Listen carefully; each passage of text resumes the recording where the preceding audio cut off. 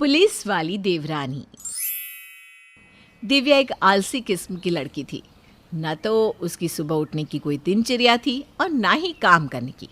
दिव्या की लेट लतीफ़ी के कारण ससुर और पति दोनों को ही चाय, नाश्ता और टिफ़िन समय पर नहीं मिलता था, जिसके कारण सुजाता अपनी बड़ी बहू दिव्या से हमेशा परेशान ही रहती थी। हे भगवान, आज फिर से दिव्या सुबह के 7 बजे तक बिस्तर तोड़ रही है। अब यह कब उठेगी, कब नहाएगी और कब चाय नाश्ता बनाएगी, इसका तो बस भगवान ही मालिक है। सुजाता अभी बड़बड़ा ही रही थी कि पति सुजीत की आवाज़ उसके कानों में पड़ जाती है। 2 औरतों के घर में होने के बाद भी कभी समय से चाय नहीं मिल सकती इस घर में। अरे मैं पूछता हूँ गुड्डू की माँ कि तुम चाय बना रही हो या अभी तक बहू के दरवाजे पर खड़ी उसका मुंह ताक रही हो। पति की आवाज़ सुनकर वो अपनी किस्मत को कोसती रसोई में घुस जाती है। बहू आ गई है, लेकिन मजाल है जो इस बूढ़ी सास को ज़रा सा भी आराम मिल जाए। इस दिव्या से तो मुझे ढेले भर की उम्मीद नहीं है। अब तो बस मैं छोटी बहू लेकर आऊँगी और वही मेरे दुख दूर करेगी, मेरे पैर दबाएगी, मुझे आराम देगी। सोच कर ही मज़ा आ गया। भाग्यवान मेरे मित्र राजेश का फ़ोन आया था, उसने भागवत पाठ रखवाया है। अब मुझे तो दुकान पर काम है, तो तुम ज़रूर चली जाना। ठीक है जी, पहुंच जाऊंगी, आप चिंता ना करो। दोपहर में जल्दी जल्दी तैयार होकर सुजाता राजेश के यहाँ पहुंचती है पूजा खत्म होने के बाद। अरे भाभी जी, इतने सालों बाद आपके दर्शन हो गए, आनंद ही आ गया। अच्छा, आपकी गुड्डू के क्या हाल चाल है? सुना है उसकी सरकारी नौकरी लगी है। हाँ भाई साहब, गुड्डू के लिए ही लड़की देख रहे हैं आप। बस कोई अच्छी लड़की मिल जाए तो हमारी जिम्मेदारी भी खत्म हो। सुकन्या बेटा, यहाँ तो आना। सुजाता देखती है कि राकेश के बुलाने पर एक लड़की पुलिस की वर्दी में उनकी ओर चली आ रही थी। अरे भाई साहब, इस पुलिस वाले को क्यों बुला रखा है? कथा में कोई चोर उचक्के घुस आए थे क्या? अरे नहीं नहीं भाभी जी, ये तो मेरी बेटी है सुकन्या, यूपी पुलिस में दरोगा है। अरे वाह भाई साहब, आपकी नाक ऊंची कर दी बेटी ने। बहुत खुशी हुई बिटिया से मिलकर। अब क्या बताऊँ बहन जी, लड़की तो हमारी बहुत काबिल है, लेकिन कोई अच्छा रिश्ता नहीं मिल पा रहा, इसलिए आजकल थोड़ा परेशान रहता हूँ। अच्छा, भाई साहब अगर कोई फ़ोटो हो सुकन्या की तो दे दीजिए, कोई अच्छा लड़का होगा तो हम खबर कर देंगे। सुजाता सुकन्या की फ़ोटो लेकर घर आ जाती है और आकर अपने पति सुजीत को दिखाने लगती है। देखिए ना, कितनी अच्छी पर्सनालिटी है ना सुकन्या की। क्या रौब है चेहरे पर। पुलिस की नौकरी में। हमारे गुड्डू के लिए इससे अच्छी लड़की कहाँ मिलेगी। आप अपने मित्र से इन दोनों के लिए रिश्ते की बात चलाइए ना। सुजीत अपने दोस्त राकेश से सुकन्या और गुड्डू के रिश्ते की बात करता है और जल्द ही सुकन्या शादी करके सुजाता के घर आ जाती है। शादी के 2 दिन बाद।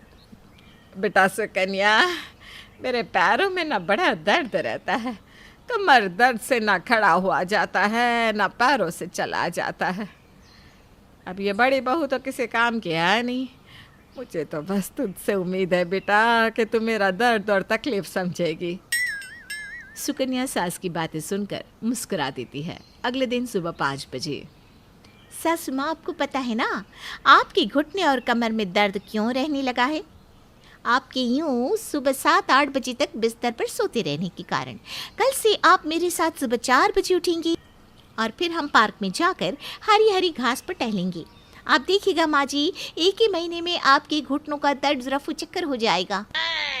हे भगवान, मैंने तो सोचा था मेरे दर्द की बात सुनकर ये सारे काम निपटा दिया करेगी और मैं सुकून से जीऊंगी, लेकिन यहाँ तो उल्टा ही हो गया।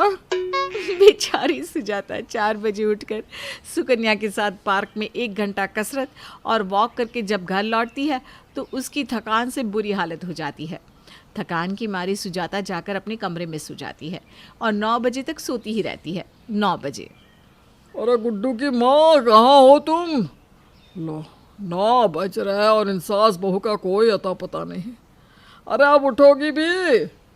और कुछ ना सही, कम से कम 1 कप चाय तो पिला दो, फिर हम अपने काम पर चले।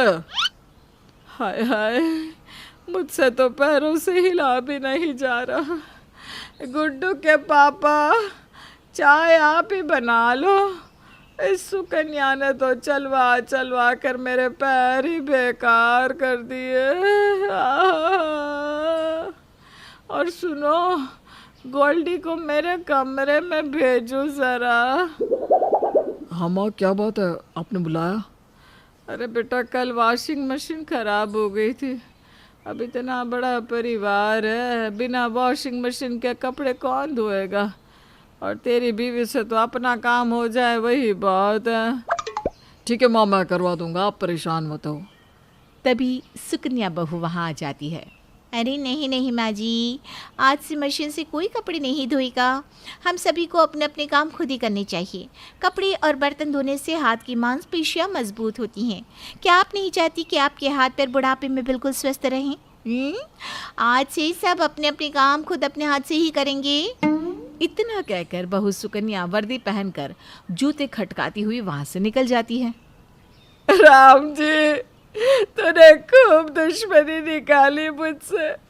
एक बहू ने कम्मी काम चोर निकली तो मैं दूसरी पढ़ी लिखी नौकरी वाली ले आई।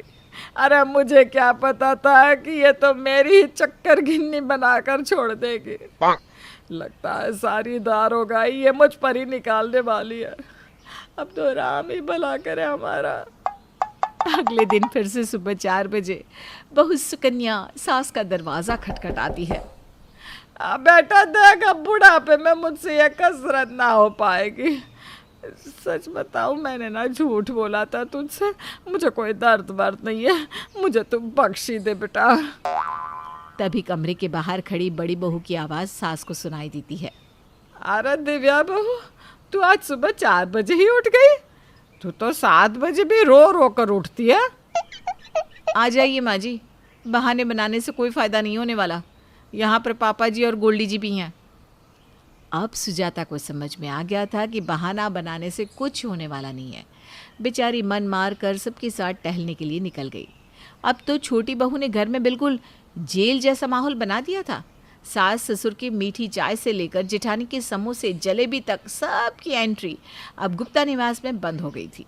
सासू माँ तो बेचारी चाय की इतनी आदी थी कि आधे दिन सर पर पट्टी बांध कर ही लेटी रहती।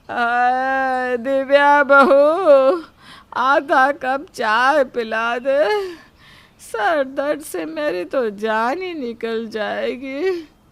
नहीं माँ जी, मुझे आपकी दरोगा बहू से पंगा थोड़ी ना लेना है।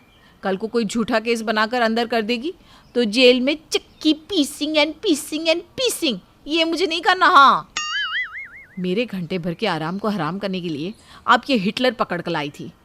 अब देख लीजिए माँ जी, इसने हम सबकी क्या हालत बना दी है।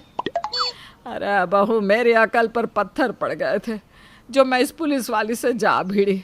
कभी कभार चाय नाश्ता ही तो बनाना पड़ता था। अब तो रात की नींद से लेकर दिन का चैन तक हराम हो गया है। दोनों सास बहू अपने अपने दुख बांट ही रही थी कि तभी सुजाता का फोन बज उठता है।